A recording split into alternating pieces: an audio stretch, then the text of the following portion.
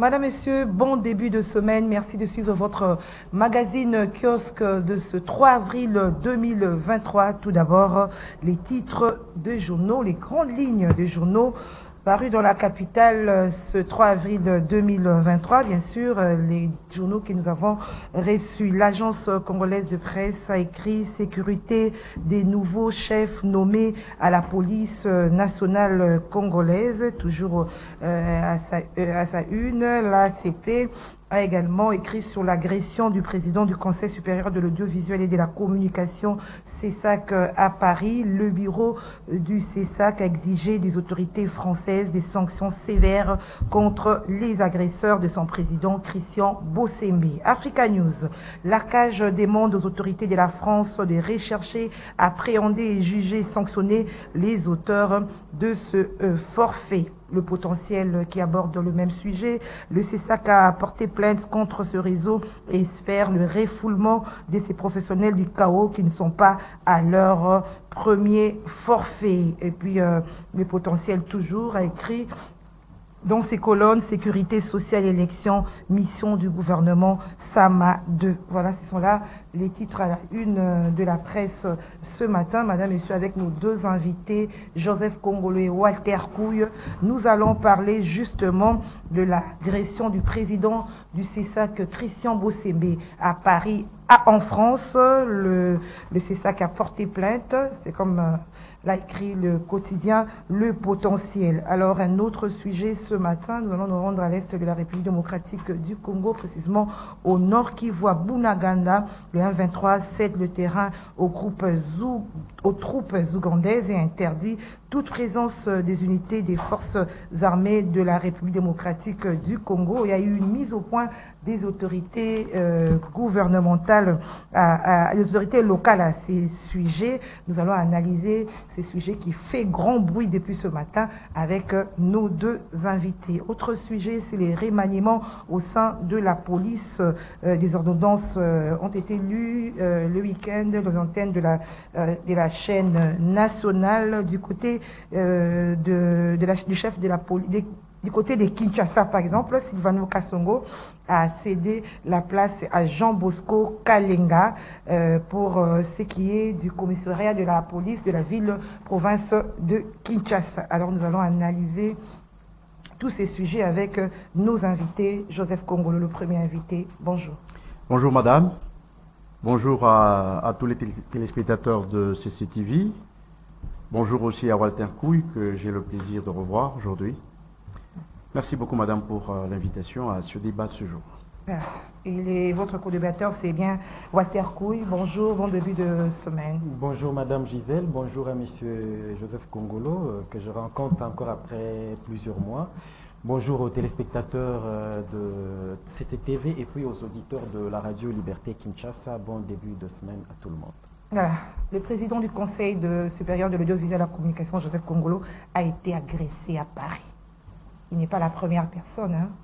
On a vu d'autres personnalités du pays être agressées de la sorte, notamment Kengo Adondo, on a vu chez Okitondo. Alors, quel commentaire par rapport à cet énième acte? Bon, le meilleur commentaire aujourd'hui, c'est la condamnation. Il faut condamner avec véhémence ces pratiques qui n'honorent pas la République démocratique du Congo, en réalité. En fait, je me suis toujours posé une question, quelle est la revendication principale de ces combattants? Nous aimerions voir leur cahier de charge, savoir ce qu'ils veulent avec précision, ou encore des questions fondamentales qu'ils veulent poser au régime. On ne peut pas commencer à agresser tout le monde, les personnalités du pays qui représentent l'image de la République, vous les agressez dans un pays étranger, sans savoir la raison. Parce que défendre le régime en place, en soi, ce n'est pas un péché. Ce qu'il faut, c'est de dire avec précision ce que vous reprochez à l'individu. C'est quoi, en fait? Est-ce que défendre le régime en place est un péché? Non. C'est pas un mal. Chacun a un sentiment, chacun a sa position, chacun a sa façon, n'est-ce pas, de voir les choses. Donc ça ne peut pas être le motif principal de cette agression. Donc, la fois passée, c'était les gens proches du régime de Kabila qui étaient pratiquement visés par ces combattants. Aujourd'hui, il y a eu changement quand même à la tête de la République. Tout de suite, on voit encore les mêmes gens qui sont proches de ce régime être attaqués aussi par les mêmes combattants. Alors finalement, nous ne savons pas ce qu'ils veulent. Alors moi, mon souhait, c'est de savoir, de nous donner leur cahier de charge, de savoir ce qu'ils veulent avec précision, poser des questions au régime et peut-être avoir des attentes quelconques. Mais commencer à agresser tout le monde sans raison, je crois que quelque part on a perdu le sens véritable de l'humanité. Et dans ce cas, c'est la République démocratique du Congo qui est traînée pratiquement dans la boue. Je crois qu'on doit réclamer au gouvernement français de protéger les officiels congolais. Et ça, c'est important. C'est sur le sol français, c'est pas sur le sol congolais. Et ça étonne quand même, hein, la France, un pays de droit. Comment est-ce que... Bah évidemment, c'est quand même étonnant. Pas si facilement comme ça. C'est quand même étonnant que un officiel en mission officielle, n'est-ce pas, il arrive sur le sol français et qu'il soit traîné comme ça dans la boue. Je crois que franchement, il y a de quoi protester d'abord contre l'ambassade française ici, et ensuite, comme plusieurs autres l'ont fait, demander absolument que la justice française s'en occupe et arrive à mettre la main sur ces bandits, et vite ils doivent répondre de leurs actes devant la justice. Je crois que c'est la seule chose qu'on peut faire. Alors, Terkoui, l'impression que ça donne, c'est pas la première fois, mais comment est-ce qu'on n'arrive pas à arrêter cette hémorragie, que ce soit du côté du gouvernement congolais, avec peut-être une autre façon de faire interpeller les autorités françaises et du côté de la France également? Oui, c'est pas la première comme vous le dites, mais ça soulève un vrai tollé aujourd'hui. Une chose aussi étonnante, mais ce sont des pratiques qui datent de plusieurs décennies. Rappelez-vous, ce ne sont pas seulement les acteurs politiques, mais même les opérateurs culturels. Rappelez-vous des Fali, oui. Tout ce qu'il y a eu comme émeute avant le concert des Fali. Rappelez-vous que le concert des Kofi a été annulé à cause de ça. Jibempiana, Weranson et nombreux ne savent pas se produire aujourd'hui. C'est un problème qui doit être traité à la racine et pas seulement s'attaquer aux effets. Mais s'agissant de la protection, je ne crois pas que ça soit automatique parce que c'est par catégorie. Pour la première catégorie, comme le chef d'État et le Premier ministre, la sécurité est automatique dès qu'ils arrivent à l'étranger.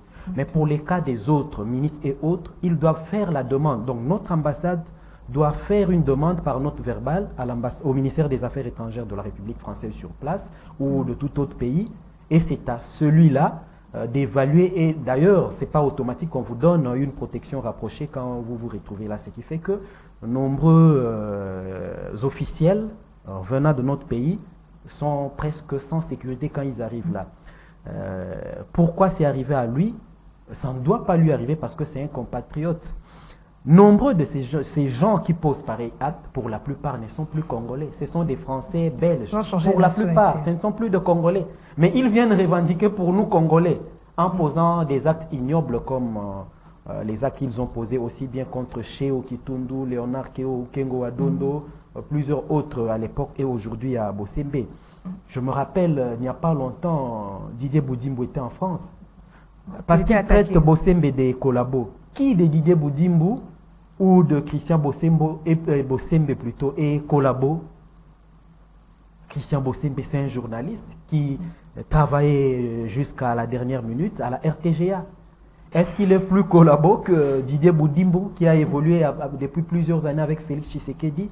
Donc ce sont des gens qui s'en prennent à n'importe qui, au gré des vagues, selon leurs humeurs, raison pour laquelle quand vous vous rendez en France, vous êtes officiel, il faut vraiment prendre toutes les précautions pour ne pas vous retrouver dans des milieux comme ceux-là, là où s'est trouvé Christian Bosembe.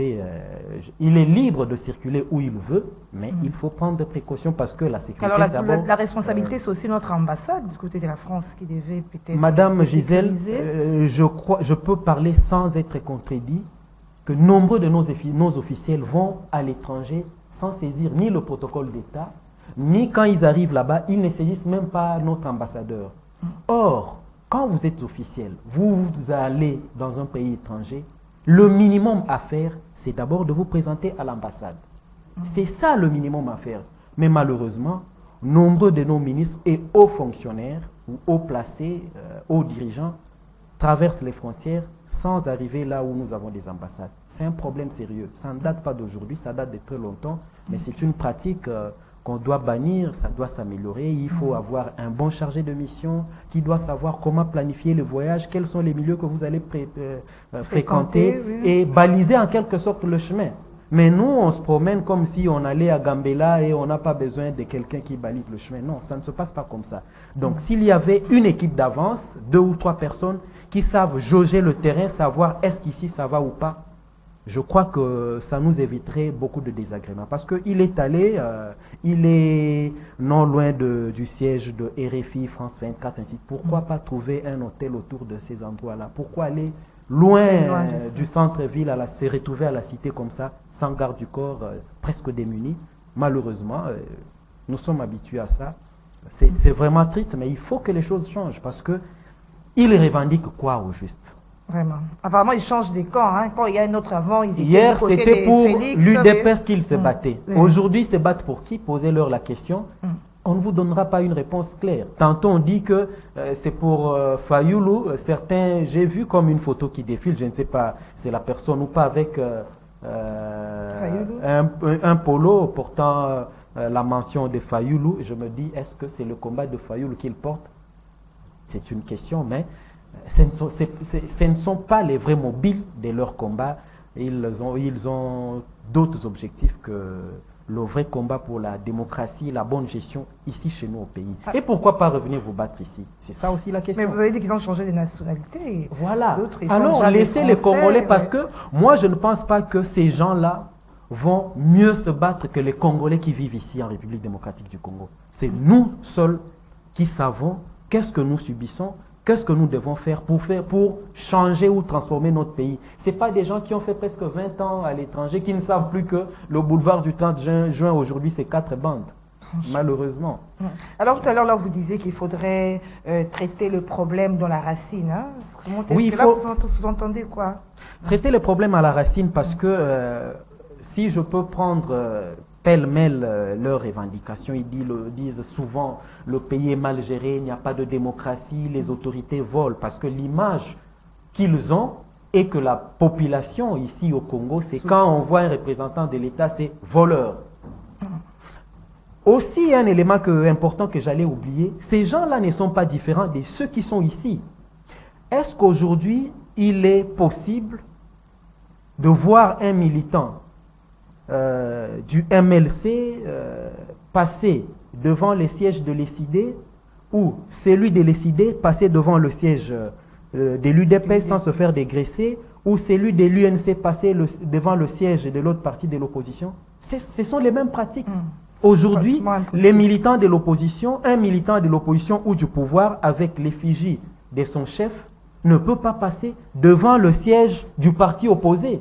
Donc, ce sont les mêmes pratiques. Oui, il parle de provocation. Provocation en quoi? C'est une avenue de l'État. Je peux passer librement comme je veux avec l'effigie de mon chef. Est-ce qu'il est interdit aux membres d'un parti opposé de passer devant le siège de l'autre parti? Il n'y en a pas. Ces pratiques, il y en a aussi ici. Nous devons les condamner. Donc, il ne faudra pas que les gens se règlent les comptes. Le combat politique doit se limiter au niveau d'idées, des débats, programme contre programme. Qu'est-ce que nous devons faire pour que le pays aille de l'avant? Ça ne doit pas aller jusqu'à l'animosité, que les gens ne puissent plus se parler dans la société. Or, la plupart, ce sont des amis, des vieux potes, mais rien que pour changement de camp politique, les gens se règlent des comptes physiquement, ce qui est regrettable. Voilà, merci Walter. Alors, Joseph Kongolo, je reviens à vous. Quelles sont des solutions? Comment attaquer le problème à la racine, comme venait de le soulever Walter? Oui. D'abord, ces gens ne nous apprennent rien. Ils sont en train d'éclabousser aussi sur la diaspora qui est ici, qui est à côté du chef, qui est dans les structures. Eux sont en France, là où il y a la démocratie. Ils doivent nous montrer les pratiques démocratiques. Eux qui ont fait 20 ans, 15 ans en France et tout ça, ils doivent nous montrer comment on réclame en démocratie, comment on pose le problème en démocratie, comment on pose les demandes politiques auprès du porteur du pouvoir. C'est à eux de le dire. Pas avec la violence. Pas avec la violence, bien entendu, parce que là, on ne les fait pas avec la violence. C'est eux qui devaient nous apprendre ça, eux qui ont vécu dans le pays démocratique. Donc, ils donnent l'image de ce que cette diaspora. Est-ce que ce n'est pas l'objet de critiques à l'endroit de la diaspora qui est dans les structures aujourd'hui? Soit ils transforment la violence physique en violence légale, en violence juridique, dans tout ce qu'ils sont en train de faire, de tout ça, tout ce qu'on leur reproche par les Congolais. Donc je vois très mal, quelle est l'image qu'ils renvoient au fait? Qu'ils soient en Europe, qu'ils soient en France, le pays de la démocratie, dit-on? Non. Donc ils montrent bien que ce sont des asociaux, ce sont des marginaux au fait. Ce sont des va-nu-pieds qui tournent en France, dans les coins de rue, et qui ne savent rien faire. C'est anormal qu'à cette heure-là, on doit être au boulot, on doit être en train de travailler, ou si on a travaillé la nuit, on est chez soi en train de se reposer. Donc ça montre que ce sont des va-nu-pieds, des gens qui déambulent, qui cherchent quoi faire, quoi voler, ainsi de suite. Donc c'est clair. Le message est celui-là, il n'y a rien d'autre à faire. Moi, je crois que à la racine, c'est d'abord saisir le gouvernement français, n'est-ce pas, d'arrêter, c'est hors la loi, et les arrêter parce qu'en fait, ils troublent l'ordre au niveau de Paris. Ça, c'est le trouble de l'ordre. Ça, c'est troubler l'ordre. Il faut les arrêter, les juger. Et si ils doivent déjà être fichés en principe par la police française, alors s'ils ont été fichés, je crois que la France doit avoir des mesures radicales pour enrayer, n'est-ce pas, ces pratiques. Est-ce que cette démarche va aboutir? Parce que ce n'est pas la première fois. Ça on doit a aboutir. vu avec Kengo, on a refoulé Madame, avec Kengo, avec les autres, effectivement. Oui, mais nous demandons maintenant que le gouvernement prenne ce problème à bras-le-corps. Il faut que le gouvernement prenne ce problème à bras-le-corps, qu'on écrive officiellement au gouvernement français de protéger. On n'a jamais écrit jusque-là. Je ne sais pas, je ne sais pas, mais il faudra maintenant qu'on en prenne avec tremblement, avec beaucoup d'importance, parce qu'il faudra que le gouvernement français, désormais, protège les officiels. Sinon, on va faire la réciprocité. Ah, c'est ça la diplomatie, hein, c'est ça la diplomatie. On peut le faire autrement, mais nous croyons qu'il faut que le gouvernement français protège les officiels. Mais alors, en ce moment-là, comme Walter l'a dit, il faudra que les officiels congolais aussi, avant de se rendre en Europe, dans l'espace Schengen, c'est là où généralement ces pratiques se font, il faudra maintenant qu'ils saisissent les instances appropriées pour qu'ils bénéficient de la sécurité du gouvernement français, s'il le faut. Alors, avant que nous passions à un autre sujet, l'impression, je l'ai même posé à Walter, l'impression que ça donne, c'est-à-dire ces Congolais de la diaspora ne sont jamais satisfaits des autorités qui prennent le pouvoir. C'est par rapport à quoi? Chaque pouvoir, il change de camp. Comment remédier à cela? Non, c'est pas à eux. C'est pas parce que si un jour la population vit bien et que ça va changer. Je ne suis pas très sûr. Ils en ont fait pratiquement un job. Ils en ont fait un job. Sûrement que ceux qui ne sont pas agressés, ils donnent l'argent. Je parie, je n'ai pas de preuves, je parie que, comment vous pouvez être du régime, comme Walter vient de dire tout à l'heure, quand un ministre en fonction arrive en France, il n'est pas agressé. Mais c'est lui qui collabore le premier. Pourquoi il n'est pas lui agressé? On agresse quelqu'un qui est à la périphérie pratiquement du régime. Comment on peut faire des choses comme ça? Ça veut dire qu'on paye. On donne de l'argent. Donc c'est devenu un job. C'est devenu un job pour eux. Il faut utiliser la force, parce qu'eux aussi utilisent la force. Il faut utiliser la force pour mettre fin à ces pratiques qui sont antidémocratiques et qui ne peuvent pas être tolérées par un État civilisé quand même. Voilà, merci Joseph Congo. Alors on prend le deuxième sujet, c'est le remaniement au sein de la police. Les ordonnances ont été lues, c'est la première nomination au sein de la police depuis l'avènement de Félix Tshisekedi à la magistrature suprême. Alors, quel est votre commentaire? Oui, je salue d'abord ces ordonnances parce que vous savez que notre police présente beaucoup d'anomalies, beaucoup de maladies au niveau de sa gestion et même l'évaluation de ses actions. Très souvent, c'est une évaluation qui est très déséquilibrée. Déséquilibrée parce que quand nous voyons l'évolution pendant les 10 dernières années, nous sentons qu'il n'y a pas une police qui soit responsable. Il n'y a pas une police qui soit responsable. Quand nous voyons les maladies que la société révèle, telles que le Koulouna, n'est-ce pas, tout ce qu'il y a comme banditisme urbain, nous sentons effectivement qu'il n'y a pas une police professionnelle. Voyez-vous? Quand nous voyons ce qui se passe dans les containers, n'est-ce pas, ce qu'on appelle communément les containers, vous sentez très vite qu'il n'y a pas une police responsable. Voyez-vous? Donc, dans tous les compartiments, dans tous les secteurs où la police doit jouer un rôle capital, nous sentons qu'il y a un déséquilibre notoire. Ça veut dire la police n'a pas de professionnalisme. La police n'arrive pas à jouer correctement son rôle. Voyez-vous? Et le président a pris beaucoup de temps pour changer. Ceux qui sont à la tête, qui n'ont pas su, n'est-ce pas, donner à la police, n'est-ce pas, c'est les marques d'honneur qu'il lui faut. Donc, pour moi, je considère que le président l'a fait, mais plus ou moins en retard, et c'est aujourd'hui qu'il faut reformer la police. De la même manière qu'on est en train de réformer l'armée, il faut reformer la police, passe à monter une véritable police de proximité, une police-nation, une police qui travaille pour la nation, et non pas une police qui travaille contre la nation. Ça, c'est important. Il faut professionnaliser cette police. Il faut qu'elle soit permanente, présente, là où il y a trouble de l'ordre. Et en même temps, Une police aussi, comment on dit, une police de métier. Allez voir dans les camps des policiers.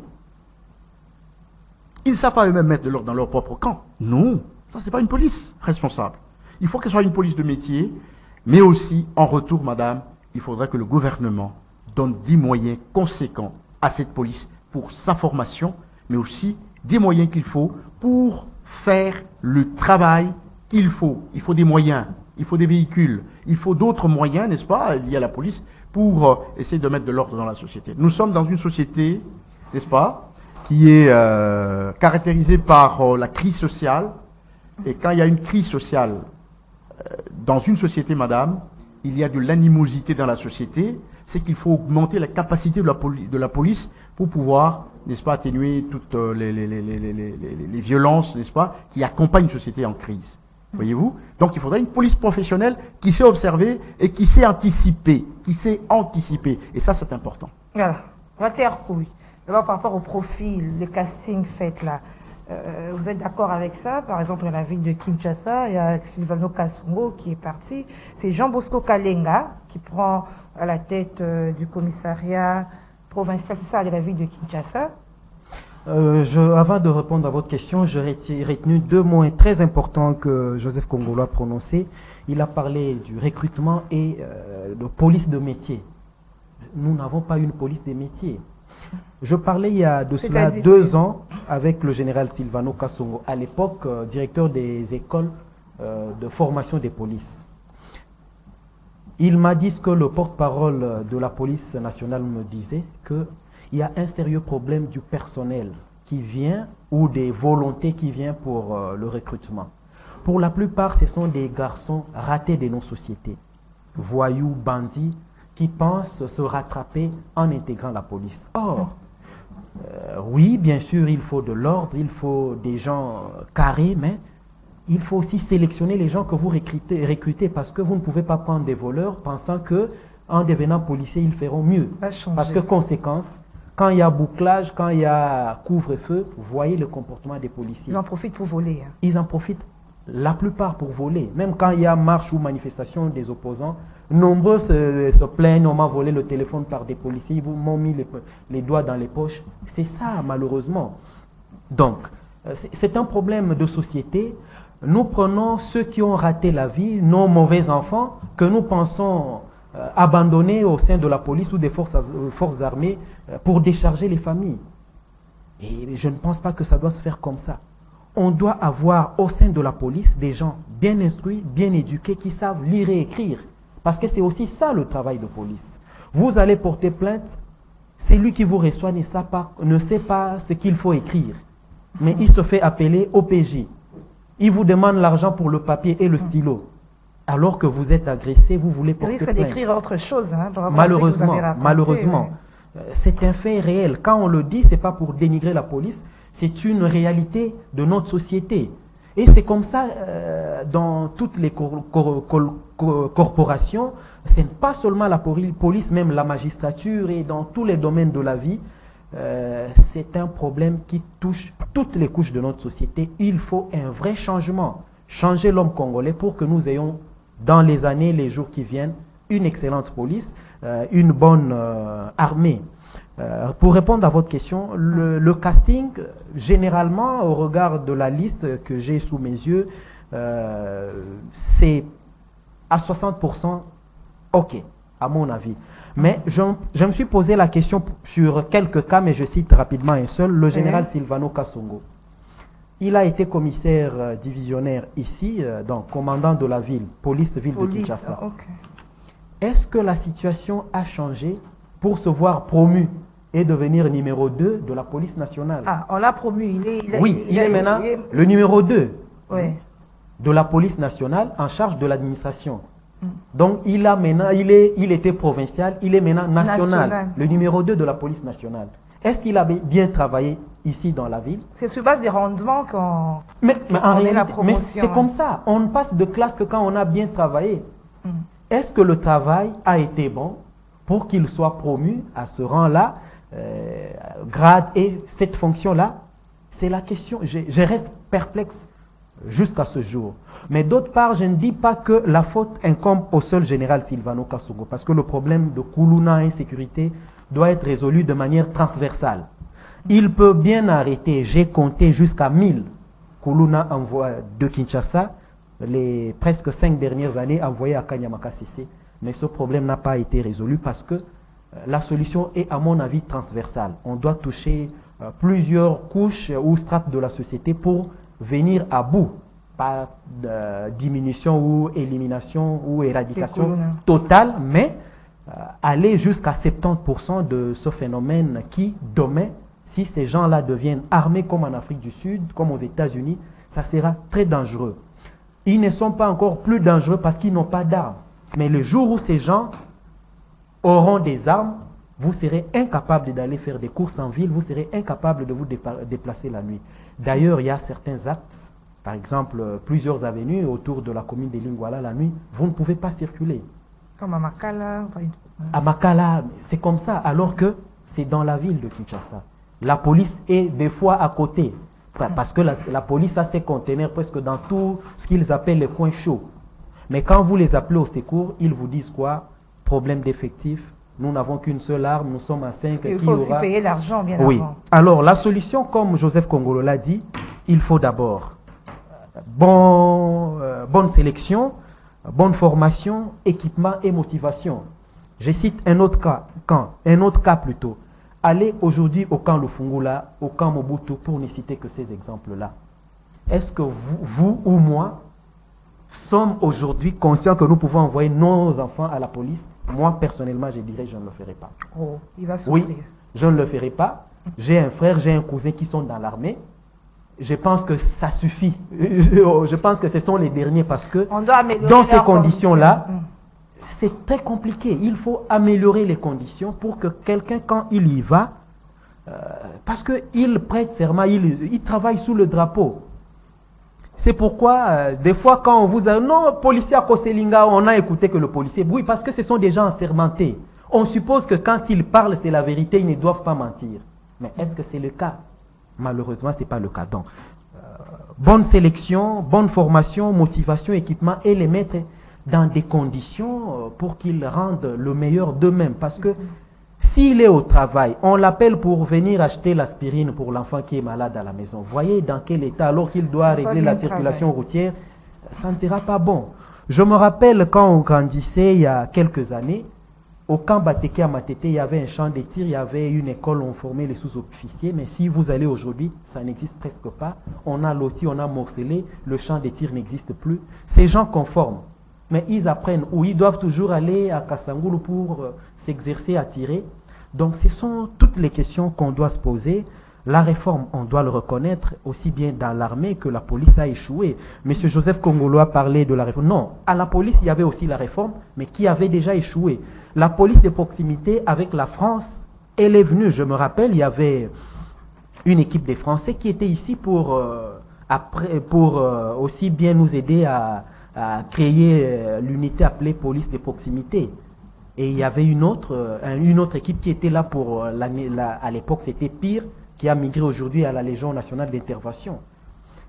On a échoué avec la réforme, on doit le reconnaître et voir comment faire autrement pour que les problèmes que nous sommes en train de dénoncer jour et nuit soient réglés. Mais cette situation, comme je le disais au départ, doit être résolue de manière transversale. Allez, vous étiez si dans les nous voulons profils, là, une société équitable et juste. Dans le profil, vous n'avez pas fini de faire. Non, le profil, oui. On ne doit pas, quand on veut recruter un policier, il faut à la limite aussi un peu de casier judiciaire, savoir qu'est-ce qu'il a fait dans sa vie, quelles études. C'est seulement à l'armée où on dit le niveau c'est 6e primaire, mais à la police, il faut à la limite, en moyenne, le diplôme d'État parce que vous devez écrire, vous devez lire. On peut vous présenter une carte d'une commune et vous savez lire, identifier le point et comment vous déployer. C'est à l'armée où on n'a pas besoin d'un niveau intellectuel un peu plus poussé pour être recruté. Mais pour la police, on doit vraiment être exigeant pour qu'on ne continue pas à verser tous les voyous, tous ceux qui ont raté dans la police afin qu'ils opèrent en uniforme avec la bénédiction de l'État. Mais quand même, la présence de Jean Bosco Kalenga... Oui, celui-là, il y a en rassure. tout cas, partout où il a travaillé, il y a des gens qui ont témoigné que c'est un meilleur commandant, c'est quelqu'un qui se fait respecter par ses hommes. C'est le cas aussi on l'a cité, mais qui a été envoyé au Haut-Touélé, le général ou le commissaire divisionnaire Elvis Nawej, qui sont parmi les gens cités. Et même c'est lui qui a été aujourd'hui promu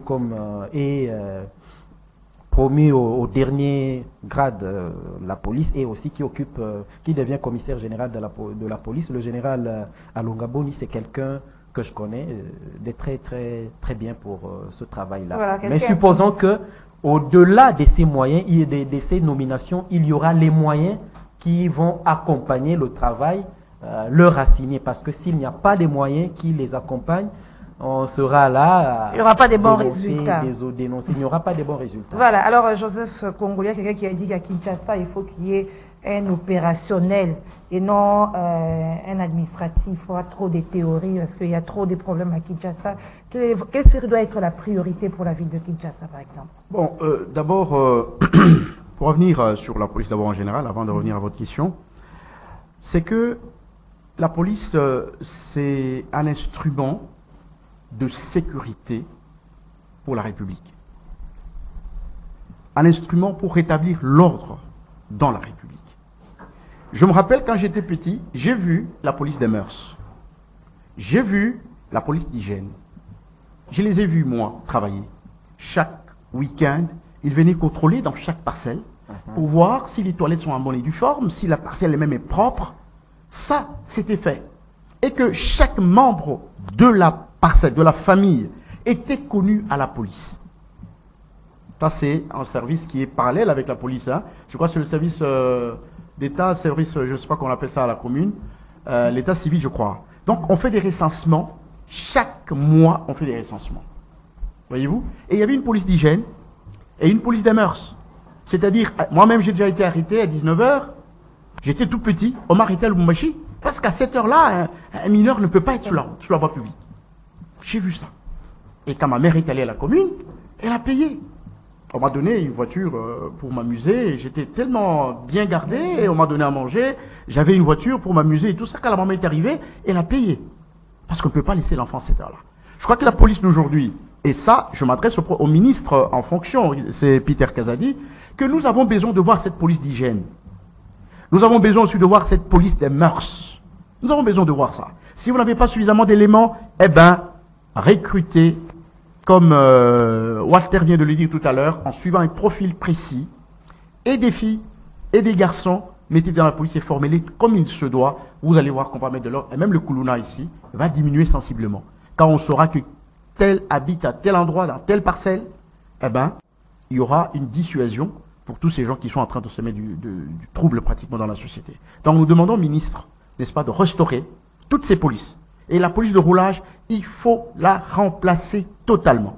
Totalement remplacer cette police. Il y a un problème de ce côté-là. Oui, il y a un sérieux problème de ce côté-là. Ils ne sont plus là pour réguler la circulation, ils sont là pour rançonner les gens.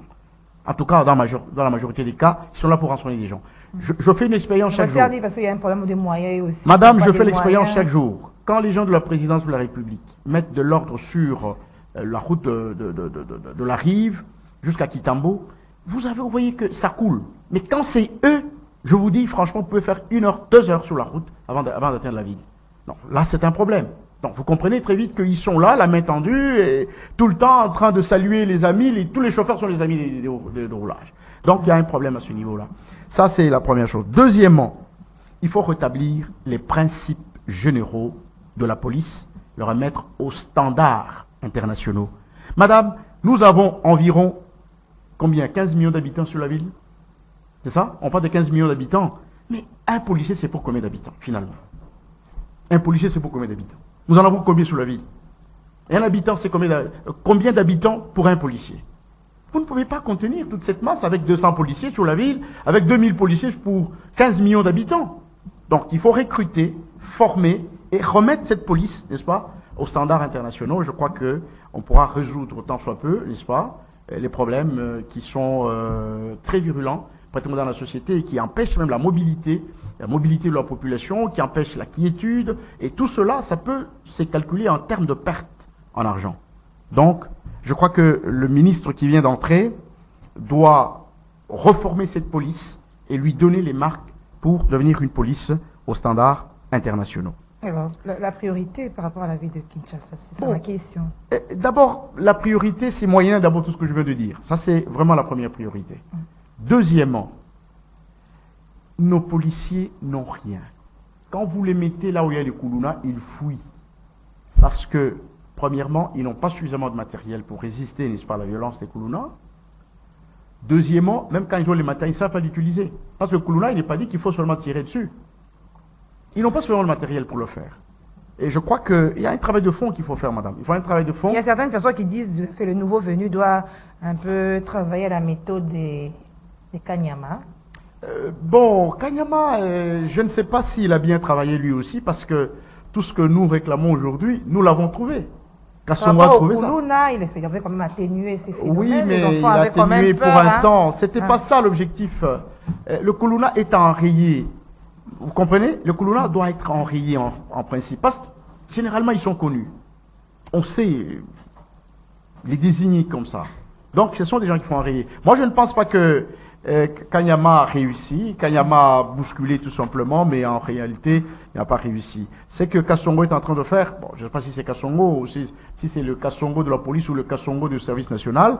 Je crois que ce qu'ils sont en train de faire, c'est un moyen palliatif qui n'arrivera pas, évidemment, à résorber pratiquement tous les Koulouna dans le service national. Et puis le service national, c'est un service spécialisé. Il n'y a pas que le Koulouna qui peut y aller. Il n'y a pas que le Koulouna. C'est un service spécialisé. Je peux avoir un enfant un peu compliqué et tout ça, je peux l'envoyer au service national. Il va là-bas, il apprend le métier. Donc, ce n'est pas une histoire qui est réservée au Koulouna. Là, c'est encore une erreur monumentale. C'est une erreur monumentale. Donc, nous croyons que la police doit se professionnaliser et doit être remise pratiquement aux standards internationaux pour que le policier ait un espace de travail qu'il peut contenir et il doit faire l'effort pour connaître les membres de cet espace dont il a la responsabilité. Merci, M. Joseph Kongo. Alors, on se rend à l'Est. Ce sera notre dernier sujet, allais-je dire, avec vous, Walter Kouy. C'est la cité des Bounaganda. L'M23 cède le terrain aux troupes ougandaises et interdit toute présence des unités des forces armées de la République démocratique du Congo. Ça fait grand bruit ce sujet. Et il y a eu une mise au point des autorités locales. Il est prévu que la force régionale de l'EAC, qui est une force d'appui au FARDC, soit mise en avant pour éviter la confrontation éventuelle.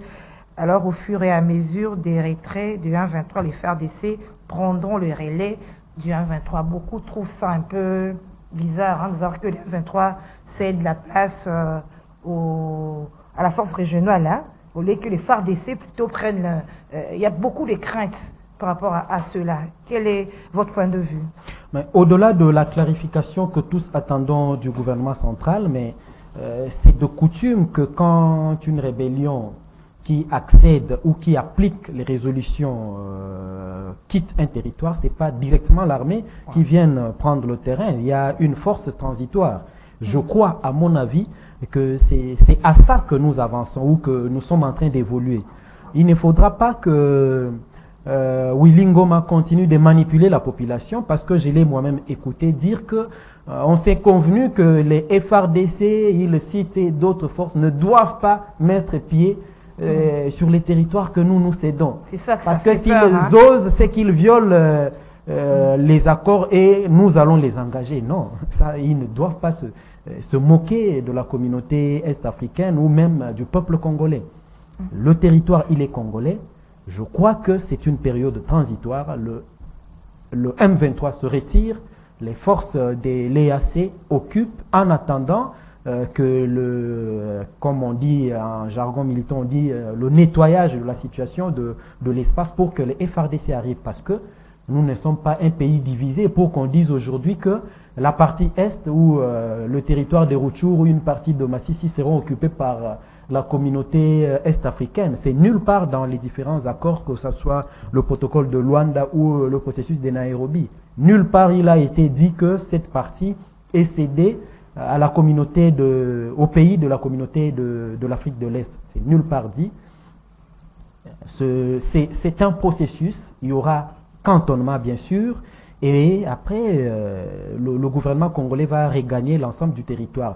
Mais ce qu'il faut dire, mais c'est en déant combien de temps cette transition va s'opérer, pendant combien de temps.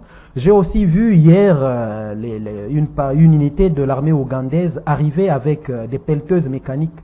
Je me dis, ils viennent construire des routes ou ils vont directement dans les mines, parce que ces gens-là, on le connaît, on sait comment ils opèrent depuis les rébellions des années 98 et de 98 jusqu'en 2000. Ils venaient comme ça et puis ils allaient directement dans les mines pour aller chercher les minéraux. Donc, il revient à notre gouvernement de clarifier un peu la situation, cette période, cette transition, ce temps de transition jusqu'au cantonnement et désarmement effectif du M23 va prendre combien de temps pour mettre la population en confiance. On sait, par exemple, on saura par exemple que c'est en déant 2 mois, l'administration sera installée sur l'ensemble des territoires jadis occupés par l'agression rwandaise. Ça, le gouvernement, il revient au gouvernement de clarifier, clarifier cette situation pour que la population soit mise en confiance et non laisser le vide qui permet au M23 ou au Rwanda via M23 de manipuler la population, parce qu'on les voit continuer d'haranguer la population dans ces milieux-là. Il ne faudra pas laisser le vide. Il faut que le gouvernement communique au plus vite pour remettre les gens en confiance, pour que ceux qui ont quitté ces territoires sachent que en déant 1 semaine, 1 mois, ils vont regagner leur localité et ça fera quelque chose de bon. Voilà, Joseph, qu'on a l'impression que ça donne, c'est comme si les M23 font la loi, hein, c'est-à-dire qu'ils quittent, ils laissent la place à la force transitoire, comme a dit Walter Couille, mais est-ce que cette force ne va pas s'éterniser? Là, ce ne sera pas difficile pour elle de quitter ce lieu, surtout, comme a soulevé aussi Walter Couille, on a des minéraux, le terre est tellement riche. Oui, mais quand vous dites bien, c'est une impression, c'est juste une impression. C'est vrai, madame, je crois que Walter a tout dit. Hein. Il y a un temps précis, comme il a dit que les forces ne peuvent pas quitter, et immédiatement après, ce sont les forces congolaises, là, il y aura affrontement, sans faute. Voyez-vous? C'est pourquoi il y a cette force d'interposition entre le M23 et les forces de la République démocratique du Congo. Il faudra faire, comme il a dit d'ailleurs, le nettoyage, n'est-ce pas? Pour enlever tout ce qui a comme mine interpersonnelle, toutes les armes qui n'ont pas sauté, tout ça, nettoyer les espaces avant de voir, n'est-ce pas, les habitants regagner, n'est-ce pas, leur domicile. Donc je crois qu'il n'y a pas à s'alarmer là-dessus. Il y a un temps précis. Il faut faire le nettoyage normalement jusqu'au fond, fouiller toutes les maisons si on n'a pas laissé des bombes à l'intérieur, voyez-vous. Tout ça pour dire demain que voilà, les Congolais ont tué leurs frères. Donc il y a un travail de nettoyage pratiquement qu'il faut faire avant que les habitants regagnent leur espace de vie. Donc je crois qu'il n'y a pas à s'alarmer là-dessus. Mais il y a un temps précis. Il y a un temps. Il y a un temps, je crois que... C'est bien déterminé. Oui, Walter l'a dit. Donc il faudra que ces gens travaillent. Dès qu'ils auront terminé, ils font le rapport à qui le droit. Et c'est celui-là qui va donner l'ordre, n'est-ce pas, aux habitants de regagner. N'est-ce pas, c'est très important. Il faut aussi les sécuriser. Oui, allez-y. Il faut aussi les sécuriser, effectivement. Deuxièmement, moi, personnellement, je ne suis pas encore convaincu de cette évacuation. Donc, il nous faut un petit jeu. Voyez-vous, ça c'est le 40e accord. Ce n'est pas le premier accord. Donc, ils se dégagent de Bunagana, ils occupent un autre terrain, et puis ils contournent, ils reviennent et tout ça. Ils veulent nous tourner en bourrique. Moi, je crois que nous devons être sereins là-dessus. Nous devons être sereins. En principe, on est déjà au-delà du délai imparti. C'est au 30 qu'il devait déjà, il est censé dégager pratiquement l'ensemble de l'espace occupé, voyez-vous. Donc, ils nous tournent pratiquement en bourrique, c'est ce qu'ils sont en train de faire, et moi je ne suis pas d'accord. Nous ne devons pas nous laisser faire par ce semblant, n'est-ce pas, d'évacuation, parce qu'une armée est capable d'évacuer un espace 20 km sur 80. C'est tout ce qu'ils occupent depuis qu'ils ont commencé. Madame, il faut aussi le signaler. Hein. Et donc, ils ne sont qu'à 20 km à l'intérieur de la République et 80 km sur la frontière Rwanda et Ouganda. Donc, ça fait une année qu'ils sont là. Et même si les journalistes, surtout la RFI, tentent de dramatiser les choses. Non, mais même que ce soit 20 km. Effectivement, non, je ne minimise pas. Je ne minimise pas. Je voudrais dire tout simplement qu'il ne faut pas qu'ils nous tournent en bourrique. Il faut qu'ils libèrent cet espace. Et ils sont capables, si c'est une armée, ils sont capables de libérer cet espace dans moins d'une semaine. C'est ça une armée. Il peut se déployer aussi facilement, tout comme il peut aussi dégager un territoire aussi facilement. Il peut le faire. Donc, ce qu'ils sont en train de faire, on voit combien ils traînent les pas, on voit combien ils veulent nous traîner en bourrique. Je crois que nous n'allons pas nous laisser distraire par toutes ces manigances. Nous devons rester sereins, n'est-ce pas, et faire ce que nous devons faire correctement et avec beaucoup de rigueur. Mais la crainte aussi, c'est parce que cette force, ils disent qu'ils ne sont pas là pour se battre, ils n'ont pas un mandat offensif. Voilà. Bon, je crois qu'il y a eu une mauvaise communication à ce niveau-là. Il y a eu une mauvaise communication. Parce que ce que nous avons appris, n'est-ce pas, des milieux de sources officielles, c'est que cette force était venue pour soutenir la République démocratique du Congo et libérer les espaces occupés. Ça, c'est ce qui a été dit officiellement par les officiels congolais. Ça, ouais. Et quand j'entends encore la communication de la dame, de la présidente de la Tanzanie, elle dit qu'ils ne sont pas venus pour nous battre. Mais alors là, nous disons qu'il y a eu mauvaise communication à ce niveau-là. Il y a eu mauvaise communication. Parce qu'il y a déjà la MONUSCO qui est là Oui, pour ne pas se battre. Comment encore ajouter une autre force qui n'est pas là pour se battre? Mais justement, c'est contradictoire. Donc je crois qu'il faut qu'ils reviennent sur effectivement la vérité sur ce qui a été convenu et qu'ils nous disent exactement ce qu'il faut. Parce que nous voyons les Angolais, ils sont en route vers la République démocratique du Congo. Hier, c'était les Ougandais qui sont entrés. Et puis les Soudanais, les Sud-Soudanais sont venus. Et ils sont venus pour faire quoi? Pour faire le travail de la MONUSCO? Ah ben, je ne sais pas. Il faut qu'ils nous disent un peu la vérité là-dessus parce que c'est pas bon de nous laisser dans l'ignorance, effectivement, des... Alors, Walter, on va terminer avec vous parce qu'on avait commencé avec Joseph Kongolo. Ce serait aussi votre conclusion et la fin de l'émission. Oui, il faudra vraiment que le gouvernement congolais soit très vigilant parce que plusieurs fois, nous sommes fait rouler. On doit savoir qu'on n'a pas d'amis, c'est question d'intérêt. Quels sont nos intérêts? Au jour d'aujourd'hui, nous, c'est de regagner, récupérer tous les territoires nationaux. Deuxième chose, le cantonnement de ces rebelles doit être très strict. Il faudra que l'on puisse surveiller tout le monde. Aujourd'hui, nous revenons sur l'infiltration de nos services de défense et de sécurité. Alors, ceux que l'on cantonne, est-ce que tous sont réellement des Congolais? Parce que dans le M23, il y a effectivement des Congolais, mais il y a aussi des Rwandais. Alors, il ne faudra pas que le Rwanda profite de ce cantonnement pour injecter ces éléments qui seront là à filer les informations de l'autre côté de la frontière. Donc, il revient à nos services d'être très regardants, très exigeants, qu'on ne se laisse pas berner parce que en suivant ce que l'office de Museveni déclare, il y a beaucoup à faire. Nous ne devons pas faire totalement confiance. Les M23, sont des frères. Ce sont leurs frères. Et quand ils parlent, vous l'avez vu dernièrement défiler avec Kagame. Donc, nous devons être très souples, très vigilants pour que demain, on ne parle plus de l'infiltration des services de défense et de sécurité. Voilà. Merci Walter Pouy. Merci Joseph Kongolo. Merci madame. Merci à l'équipe technique. Là, je vois Karine Ebebe, Moro Nzambe, Bruno Nzinga. Merci à Doudou Montiri, le coach des kiosques, l'homme de Mongafula. Merci à vous, fidèles téléspectateurs et auditeurs des kiosques. Nous nous retrouvons demain à la même heure avec le même plaisir. Au revoir.